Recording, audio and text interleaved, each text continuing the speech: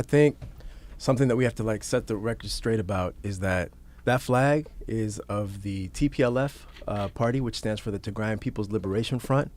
And basically, the war that she talked about, the war in Somalia, the war in Eritrea, the chaos that has been just sowed in Ethiopia for these last 30 years is a result of TPLF.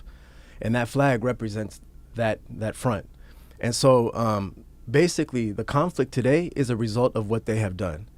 So when they came on and you mentioned misinformation, we should go further and say disinformation. Because what they did is you have activists from TPLF actively telling people online, let's go out there and lie so that we can get a humanitarian intervention in Ethiopia, in Eritrea, in the name of the Tigrayan people.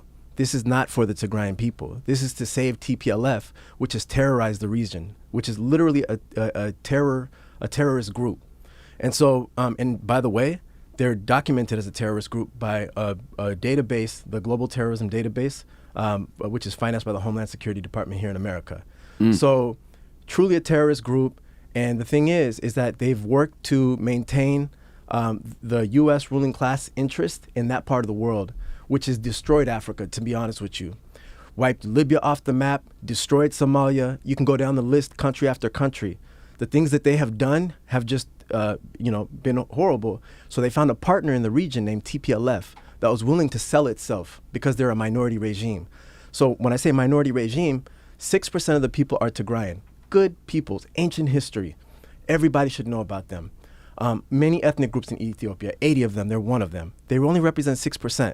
But TPLF is even less than 6%. I mean, they represent an elite bourgeois sort of group that has robbed the people blind.